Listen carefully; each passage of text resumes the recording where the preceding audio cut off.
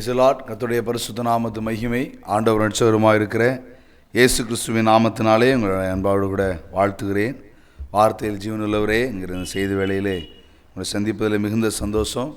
கர்த்தர் உங்களை ஆஸ்வதிப்பார். கர்த்தருக்கு மகிமை உண்டாகட்டும். உங்களுடைய ஜெப குறிப்புகள் என்ன இருந்தாலும் நீங்கள் எங்களுக்கு தெரியப்படுத்தலாம். உங்களுக்காக தொடர்ந்து ஜெபிக்கிறோம். நீங்களும் இந்த ஊழியத்துக்காக ஜெபித்து கொள்ளுங்கள். ஊழியக்காரர்கள் நாங்கள் யாவரும் உங்களுக்காக ஜெபிக்கிறோம்.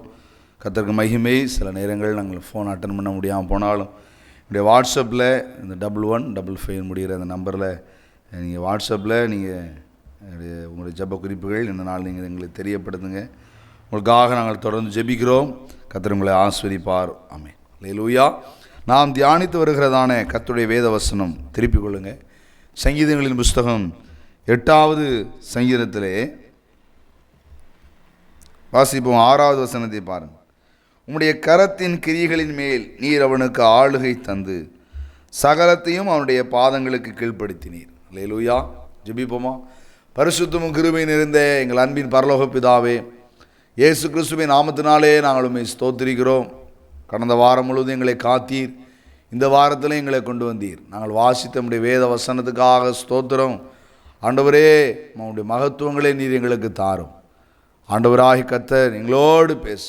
வேதத்தின் மகத்துவங்களை காணும்படி கண்களை திறந்தருளும் என்று தாவீது கேட்டது போல இன்றைக்கி என்ன எங்களுக்கு தர விரும்புகிறீரோ உங்களுடைய பங்கை எங்களுக்கு தாங்க. வார்த்தை கேட்குற பிள்ளைகளுக்குள்ளே ஆண்டவரே ஆவி ஆத்மா சரீரத்தில் ஜெயத்தை தாரும். உங்களுடைய வார்த்தையை எழுத்தை சுமக்க தகுதி இல்லைப்பா. நீர் பேசுங்க. தாழ்த்தி வெறுமையாக்குகிறோம். மகிமை கணம் துதி எல்லாம் இயேசுவுக்கு செலுத்துகிறோம். இயேசு கிறிஸ்துவின் நாமத்தில் வேண்டி ஜெபிக்கிறோம். ஜீவனுள்ள நல்ல பிதாவே. ஆமென். அல்லேலூயா. கர்த்தருடைய பரிசுத்த நாமத்திற்கு மகிமை. சங்கீதக்காரனாகிய தாவீதின் மூலமாக ஆண்டவர் தீர்க்க தரிசனமாய் உரைத்த அந்த வசனம் குமாரனாகி இயேசு கிறிஸ்துவை குறித்து அறிவிக்கப்பட்ட வார்த்தை. பிதாவாகி தேவன் குமாரனாக இருக்கிற இயேசு கிறிஸ்துவுக்கு சகல அதிகாரத்தையும் தந்திருக்கிறார். கர்த்தருக்கு மகிமை. அவர் சொன்னார், வானத்துக்கு கீழும் பூமிக்கு மேலும் அவருடைய நாமமே அல்லாமல் வேறொரு நாமம் என்ன செய்யப்படவில்லை, கட்டளப்படவில்லை. அவருக்கு சகல அதிகாரமும் எனக்கு கொடுக்கப்பட்டிருக்கிறது என்று அவர் சொல்லியிருக்கிறார். அவர் சகலத்தின் தன்னுடைய பாரத்திற்கு கீழ்ப்படுத்தி இருக்கிறார். கர்த்தருக்கு மகிமை உண்டாகட்டும். கர்த்தருக்கு ஸ்தோத்திரம். அப்போது அப்பேற்பட்ட தேவகுமாரனாகிய இயேசு கிறிஸ்துவுக்கு பிள்ளைகளாக இருக்கிறதான நாம், அவரை ஏற்றுக்கொண்ட நாம, யோவான் சுவிசேஷத்தில் சொல்லப்பட்டபடி அவருடைய நாமத்தின் மேல் விசுவாசம் உள்ளவர்களாய் அவரை ஏற்றுக்கொண்டவர்கள் எத்தனை பேர்களோ அத்தனை பேர்களும் அவருடைய பிள்ளைகளாகும்படி அவர்களுக்கு என்ன கொடுக்கப்பட்டது? அதிகாரம் கொடுக்கப்பட்டது. கர்த்தருக்கு மகிமை உண்டாகட்டும். கர்த்தருக்கு ஸ்தோத்திரம். அப்போது நாம் தேவனுக்கு எப்படி கிறிஸ்து பிள்ளையாக இருக்கிறாரோ அதே போல் நாமும் அவருக்கு யாராக இருக்கிறோம்? பிள்ளையாக இருக்கிறோம். அந்த பிதாவாகி தேவன் குமாரனாகி கிறிஸ்துவுக்கு அவர் கொடுத்த அந்த ஆளுகையை போல நமக்கும் கர்த்தர் என்ன செய்திருக்கிறார்? ஆளுகையை தந்திருக்கிறார். கர்த்தருக்கு மகிமை உண்டாகட்டும். அதை நாம் சுதந்திரிக்கிறதுக்கு நாம் என்ன செய்ய வேண்டும்? பிரயாசப்பட வேண்டும். ஆண்டவர் ஒரு நாளும் நீங்கள் நானும் கீழே இருக்கணும் அண்ணன் என்ன செய்ய மாட்டார், விரும்பவே மாட்டார். கர்த்தருக்கு மகிமை உண்டாகட்டும். நீங்கள் நானும் மேலானவளாக இருக்கணும், மலை மேல் இருக்கிற பட்டணமாக இருக்கணும், மறைந்திருக்க மாட்டாதவளாக இருக்கணும் வேண்டும் என்று கர்த்தர் என்ன செய்கிறார்? விரும்புகிறார். ஆனால் அப்படினால் நீங்கள் நானும் அடிமையாக இருக்கக்கூடாது என்று சொல்லி என்ன செய்கிறோம்? பார்க்கிறோம். ஆள வேண்டியவர்கள் அடிமையாக இருக்கக்கூடாது என்று சொல்லி என்ன செய்கிறோம்? பார்க்கிறோம். ஆள வேண்டியதான நமக்குள்ளே அடிமைத்தனம் இருந்தால் நம்ம ஆளுகிறது எப்படி சரியாக இருக்க முடியும்?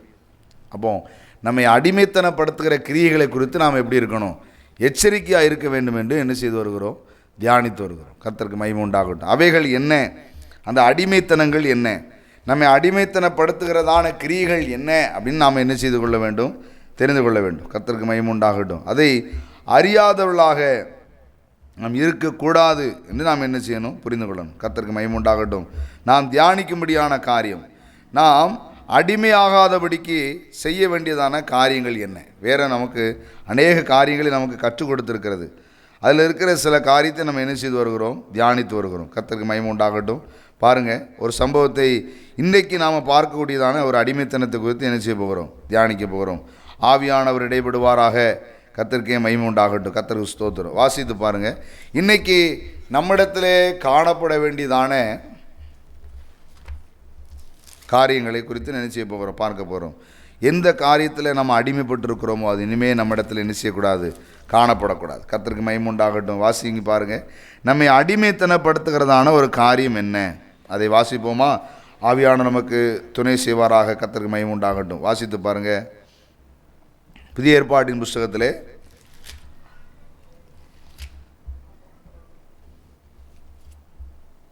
வாசிங்க. அப்போஸ்தலனாகிய பவுல் கலாத்தியருக்கு எழுதினதான நிருபம், அதிலே 2 ஸ்திரீகளை குறித்து அவர் பேசினதான ஒரு சம்பவம் இருக்கிறது. வாசித்து பாருங்கள். கலாத்தியருக்கு அப்போஸ்தலனாகிய பவுல் எழுதினதான நிருபம் வாசித்து பாருங்கள். 4வது அதிகாரம் வாசிப்போ. 4வது அதிகாரம். கர்த்தருக்கு மகிமை உண்டாகட்டும். 30வது வசனத்தை பாருங்கள். அதை குறித்து வேதம் என்ன சொல்லுகிறது? அடிமையானவளின் மகன் சுயாதீனமில்லவருடைய குமாரனுடைய சுதந்திரவாளியாய் இருப்பது இல்லை. ஆகையால் அடிமையானவளையும் அவளுடைய மகனையும் புறம்பே தள்ளு என்று சொல்லுகிறது. இப்படி இருக்க சகோதரரே, நாம் அடிமையானவளுக்கு பிள்ளைகளாக இராமல் சுயாதீனம் உள்ளவளுக்கே பிள்ளைகளாக இருக்கிறோம் என்று நாம் என்ன செய்கிறோம்? இதில் இந்த சொல்லப்பட்டிருக்கிறது, நாம் அடிமைக்கு பிள்ளைகளாக இருந்தோமானால் நாம் யாராக இருக்க முடியாது? வாக்குத்தத்தம் பண்ணப்பட்டவர்களாக இருக்க முடியாது. இது யாருக்கு சொல்லப்பட்டது? அன்றைக்கு ஆபிரகாமுக்கு இருந்த மனைவிகளை குறித்து சொல்லப்பட்டதான வார்த்தை. யார்? ஆபிரகாமுக்கு மனைவி சாராள் இருந்தார். இன்னொன்று யார்? ஆகார். அவன் குழந்தை இல்லாத சாராளின் நிமித்தம் சாராள் அடிமை பெண்ணாகி ஆகாரை ஆபிரகாமோடு இணைத்தாள்.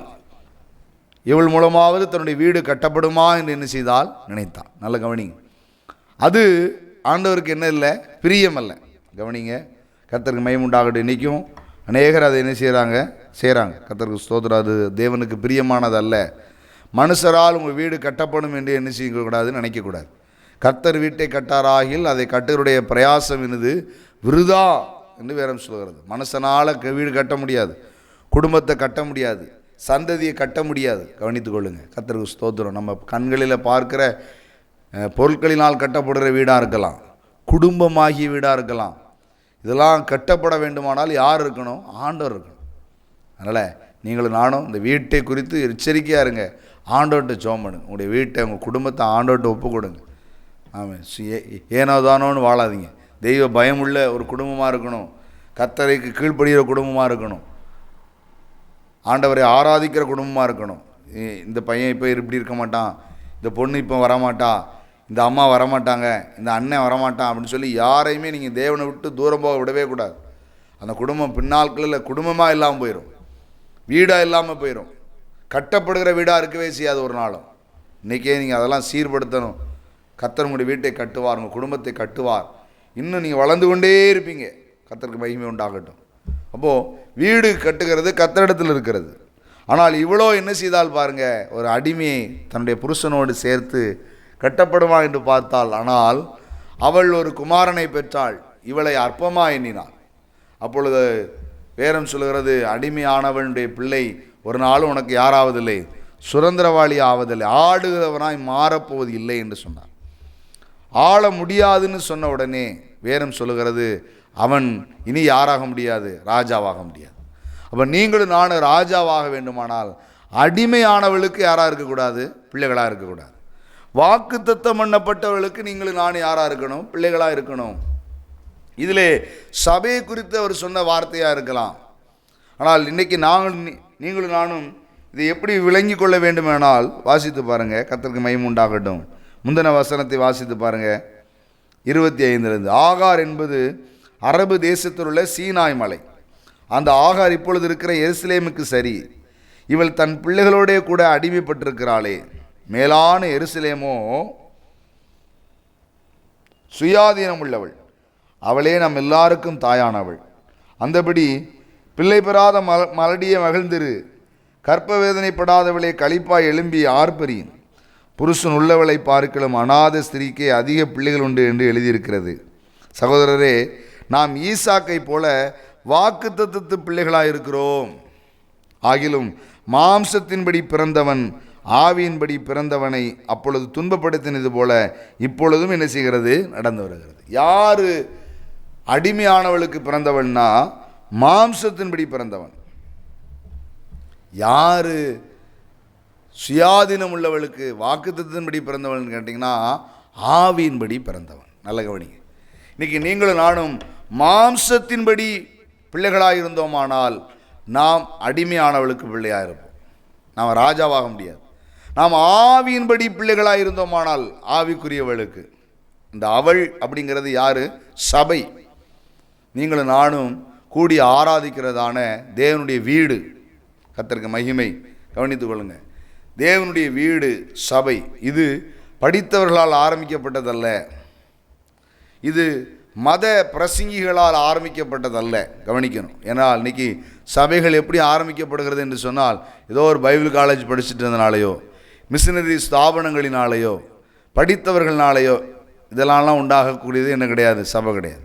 இன்னொரு பக்கம் ஒரு சபையை உடைத்து ஒரு ஊழியத்தை நொறுக்கி அங்கேருந்து பிரித்து கொண்டு வந்து இவைகளெல்லாம் சபையோ மனவாட்டியோ ஒரு நாள் என்ன செய்ய முடியாது, ஆகவே முடியாது. நல்ல கவனித்து கொள்ளணும். கர்த்தருக்கு ஸ்தோத்திரம். ஏன்னா காலம் கடைசி ஆயிட்டு அவரவர்கள் அவருடைய மன விருப்பத்தின்படி என்ன செய்ய ஆரம்பிச்சிட்டாங்க, வாழ ஆரம்பிச்சிட்டாங்க. மனுஷர்களும் அதை நல்லது கெட்டது என்று தீர்மானிக்க ஆரம்பித்து விட்டார்கள். ஆனால் நல்ல ஆக்கப்பூர்வமாய் வேதத்தை நீங்கள் வாசித்திருப்பீர்களானால் அப்போஸ்தலனை அனுப்பி ஆண்டவர் எங்கே சபையை ஸ்தாபித்தார் என்று வேதம் சொல்லுகிறார். அதனால் இன்றைக்கும் ஒரு ஊழியம் ஆரம்பிக்கணும், ஒரு சபை ஆரம்பிக்கணும் அப்படின்னா ஆவியானவர் திருவிழம் பெற்றணும், ஆவியானவர் ஊழியக்காரரை அனுப்பணும்.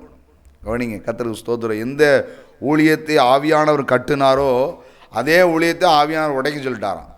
இனிமேல் இங்கே இருக்காத, கிளம்பிருன்ட்டாராம். யோசிச்சு பாருங்கள். இதே இடத்துல சேர்க்க சொன்னால் அதே ஆவியானவர் நீ இருக்காத போன்னு உடச்சி ஒரு கொஞ்சம் பேரை கூட்டிகிட்டு போ அப்படின்னு சொல்கிறாருன்னா, கூட்டிகிட்டு போன்னு சொன்ன ஆவியானவர் யாராக இருப்பார்னு யோசிச்சுக்கோங்க. ஆனால் இன்றைக்கி அது நடந்துக்கிட்டு இருக்கு. கர்த்தருக்கு மகிமை உண்டாகட்டும். கவனிங்க. ஏன்னா இதில் யார் பெரியவங்க, யார் நல்லவங்க, யார் கெட்டவங்கன்னு இன்றைக்கி மனுஷங்க தீர்மானிக்க ஆரம்பிச்சிட்டாங்க, மனம் போல் இருக்க ஆரம்பிச்சிட்டாங்க. ஆனால் யாரும் மனவாட்டியாக ஆயிட முடியாது. அப்போஸ்தலனை ஆவியானவர் தன்னுடைய அப்போஸ்தலனுக்கு பாரம் தந்து, வெளிப்பாடு தந்து, முன்னறிவித்து, கர்த்தருக்கு மகிமை எங்களுக்கு தந்த எங்களுடைய பாசையா அவர்கள், பாச ஜெயசேகர் நல்ல தம்பி, அல்லேலூயா ஜெப வீட்டினுடைய ஸ்தாபகர், அவர்களுக்கு ஆண்டவரை வெளிப்படுத்தினார். கர்த்தருக்கு மகிமை. தூத்துக்குடியில் பிறந்த அவங்க, கர்த்தருக்கு ஸ்தோத்திரம், கர்த்தருக்கு மகிமை உண்டாகட்டும்.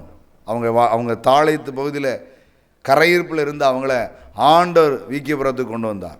இந்த இடத்தை ஆண்டவர் காட்டினார், இந்த இடத்துல நீ ஊழியத்தை தொடங்க வேண்டும் என்று. அதுக்கப்புறம் அவங்க திருநெல்வேலி டவுனில் இருந்தாங்க.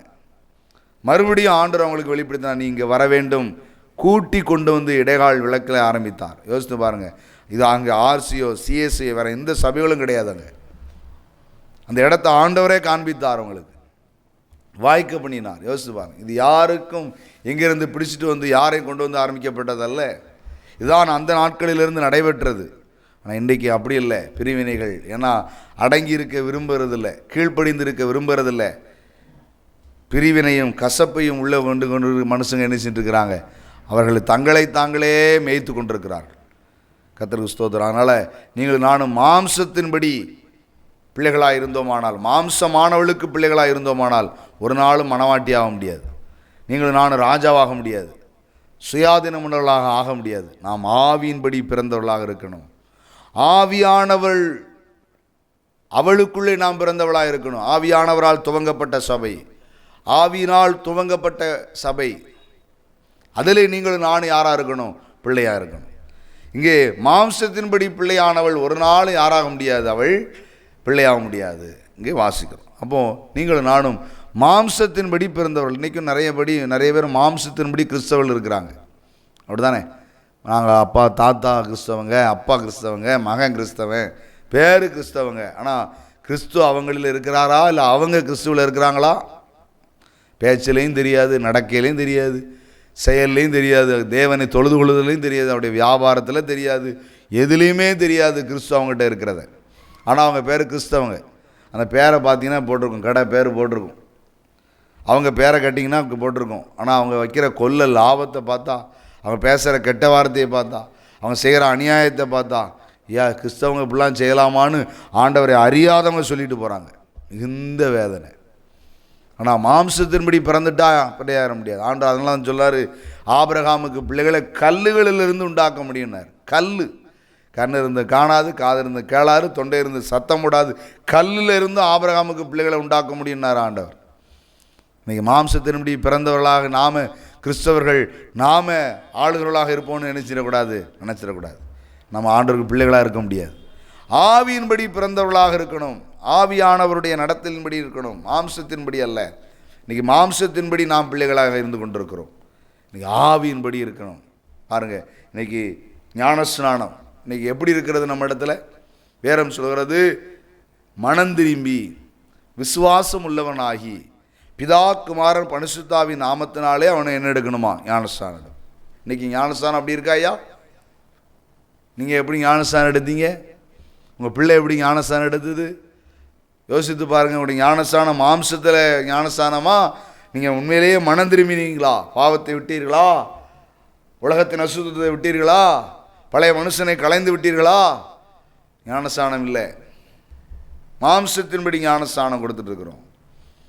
கர்த்தருக்கு ஸ்தோத்திரம். அபிஷேகம், பரிசுத்தாவின் அபிஷேகம் இன்னைக்கு இருக்கிறதா? இல்லை. ஆனால் கடந்து குதிக்கிறோம், தோத்திரம் பண்ணுறோம், ஜெபம் பண்ணுறோம், எல்லாம் பண்ணுறோம். ஆவியானவர் இல்லை, அசைவாடலை, நிரப்பலை. ஜலத்தினாலும் ஆவியினாலும் பிறவாவிட்டால் தேவனுடைய ராஜ்யத்தில் என்ன செய்ய முடியாது? பிரவேசிக்க முடியாது என்று வேதம் சொல்கிறது. ஆவிக்குரியவர்களாக இருக்கிறோமா? இன்றைக்கி ஆவிக்குரிய நடவடிக்கைகள் எல்லாம் என்ன செஞ்சுட்டு, சபைகளை விட்டு, ஊழியத்தை விட்டு எல்லாம் கடந்து போயிட்டு ஐயா. எல்லாமே மாம்சத்திற்கு உட்பட்டாயிற்று. ஏன்னா நம்ம இப்போ மாம்சத்தில் இருக்கோம் அப்படின்னு என்ன செய்ய ஆரம்பிச்சிட்டாங்க, சொல்லிட்டாங்க. ஆனால் வெளிப்படுத்தின விசேஷத்தை வாசித்து பாருங்கள். ஆவியானவரது சபைக்கு சொல்லுகிறதை காதுள்ளவன் என்ன செய்ய கடவன்? கேட்க கடவன். சபை யார் சொல்ல தான் கேட்கணும்? மாம்சமானவர்கள் சொன்னதை கேட்கக்கூடாது, ஆவியானவர் சொல்லுவார். யோசிச்சு பாருங்க. மாம்சத்தில் இயேசு சபையை பற்றி பேசினாரா? மாம்சத்தில் இயேசு சபையை பற்றி பேசினாரா? ஐயா, இந்த கல்லின் மேல் சபையை கட்டுவேன், பாதாளத்தின் வாசல் என்ன செய்வதில்லை. அவ்வளோதான். இயேசு சபையை பற்றி சொன்னது அவ்வளோதான். அவருடைய சரீரமாகிய சபை அதான். ஆனால் ஆவியானவரோ இன்னைக்கு சபைனா என்ன, விசுவாசினா யார், ஊழியக்காரனா யார், அப்போஸ்தலனா யார், மேய்ப்பனா யார், போதகர்னா யார், சுவிசேஷகர்னா யார்? யோசித்து பாருங்கள். இன்னைக்கு ஆவியானவர் நடத்தி கொண்டிருக்கிறார். இன்னைக்கு உங்களை என்னையும் ஆவியானவர் நடத்தணும். மாம்சத்தின்படி நடக்கக்கூடாது. மாம்ச செய்கைகள் நம்மை விட்டு என்ன செய்யட்டும், மாறட்டும். இன்றைக்கி ஊழியங்கள், சபைகள், கிறிஸ்தவ வாழ்க்கை, ஒரு விசுவாசி எல்லாரும் எப்படி நடக்கிறாங்கன்னு கேட்டிங்கன்னா மாம்சத்தின்படி நடந்துக்கிட்டே இருக்கிறாங்க. மாம்சத்தின்படி அவங்களுடைய எண்ணங்கள், அவங்களுடைய சிந்தைகள். ஒரு ஊழியம் ஆரம்பிக்கணும்னா அதை மாம்சத்தின்படி ஆரம்பிக்கிறாங்க. என்ன, அந்த ஊழியக்காரர் என்ன ஜாதியோ, அந்த பகுதியில் இருக்கிறவங்க என்ன ஜாதியோ அதை வச்சு என்ன செய்கிறாங்க ஆரம்பிக்கிறாங்க. பவுல் சொல்றார், அடிமை என்றும் இல்லை, சுயாதீனன் என்றும் இல்லை, யூதன் என்றும் இல்லை, கிரேக்கன் என்றும் இல்லை. பவுல் சொல்றார், எவனாக இருந்தாலும் பரவாயில்லங்கிறார். எல்லாருக்கும் நான் எல்லாரும் ஆயிடுவேங்கிறார். எந்த நாட்டுக்கு போகிறானோ, எந்த ஜாதிகிட்ட போகிறானோ, எந்த மொழிகிட்ட போகிறானோ, நான் எதுக்குமே கிடையாது. நான் ஆண்டுடைய பிள்ளை. அந்த ஜாதி, அந்த அந்த மொழி அவங்களாவே நான் மாறிடுவேன். எனக்கு வித்தியாசமே கிடையாது. கிறிஸ்துவுக்குள் நாம் அனைவரும் ஒன்றாக இருக்கிறோம். இன்றைக்கி அப்படி இல்லை. மாம்சத்தின்படி யோசித்து பாருங்க. மாம்சத்தின்படி பணம் சேர்த்துட்டாங்க, மாம்சத்தின்படி சொத்து சேர்த்துட்டாங்க, மாம்சத்தின்படி எல்லாம் சேர்த்துட்டு தான் ஊழியத்து வர்றாங்க. அழைப்பு இல்லை, அழைப்பை நிறைவேற்ற ஊழியம் அல்ல. செய்ய வேண்டியதெல்லாம் செஞ்சாச்சு, இனிமேல் கர்த்தருக்கு என்ன செய்யலாம்? ஊழியம் செய்யலாம். இல்லையா, ஆண்டவர் எங்களுக்கு செய்வார்னு எல்லாத்தையும் ஒன்றும் இல்லாமல் வெறுங்கையோடு வரணும் ஐயா. அதையா ஊழியம். அழைப்பை கேட்டு ஆவியானுடைய சத்தத்தை கேட்டு நீ ஊழியத்துக்கு வரணும் ஐயா. இன்னைக்கு வார்த்தையை கேட்கறதான நீங்களும் நான் நல்ல கவனி. மாம்சம் சொல்லுகிறதே அல்ல, ஆவியானவர் சொல்லுகிறதை கேட்டு ஆவியின் பிள்ளைகளாய் ஆவியானவருடைய நடத்துதல் உள்ள பிள்ளைகளோடு நாம் ஐக்கியமாக இருப்போமானால், வேதம் சொல்லுகிறது, ஆவிக்குரிய சந்ததியின் இடத்துல, சபையின் இடத்துல இருக்கிறதான நீங்களும் நானும் ஆவிக்குரிய பிள்ளைகளாக இருப்போம். அடிமையாக இருக்க மாட்டோம். அடிமையான இடத்தில் பிறந்தவள் ஒரு நாள் சுயாதீனம் உள்ளவளாய் ஆளுகிறவனாய் மாற முடியாது. ஆனால் ஆவியின்படி பிறந்தவரிடத்தில் நாம் வாக்குத்தத்தத்தின் பிள்ளைகளாக இருப்போம். வானத்தின் நட்சத்திரங்களைப் போல இருப்போம். நாம் ஆளுகளாக இருப்போம். கர்த்தர் நம்மை ஆசீர்வதிப்பார். ஜெபிப்போம். எங்கள் பரிசுத்தமும் கிருபையும் நிறைந்த நல்ல பிதாவே, இயேசுவின் நாமத்தினால் உம்மை ஸ்தோத்திரிக்கிறோம். நாங்கள் தியானித்த நம்முடைய வேத வசனத்தின்படி நீர் எங்களுக்கு ஆளுகை தருகிறவர். ஆளுகையை நாங்கள் பெற்றுக்கொள்ள முடியாதபடி எங்களிடத்தில் காணப்படுகிற அடிமைத்தனங்கள் மாறட்டும். ஆவிக்குரியவர்களாக எங்களை மாற்றுங்க. எங்களை தாழ்த்தி வறுமையாக்குகிறோம். மகிமைக்கான துதி எல்லாம் இயேசுவுக்கு செலுத்துகிறோம்.